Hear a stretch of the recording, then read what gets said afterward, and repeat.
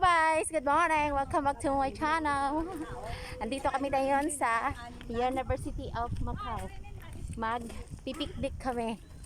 Magpipiknik kami. Yan oh. Picnic! Pahangin-hangin sa mga ulong ano. At saka Happy Mother's Day to all the mothers around the world. To my mother, Mamang Piñana, Happy Mother's Day. Sa mga katiyaan ko, my aunties, Happy Mother's Day to all.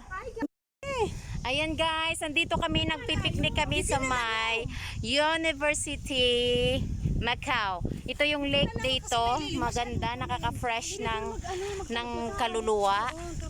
Kung ikaw ay namumroblema, tayo ay magsaya. Pumunta kami dito lake. University Macau. Ayan. Sasakay kayo ng bus number 71.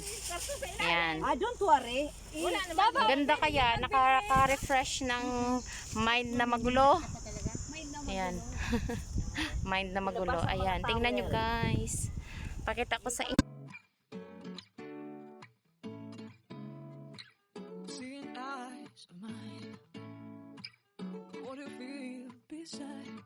I don't know where we're gonna fly like you did sometimes. Seeing eyes of mine.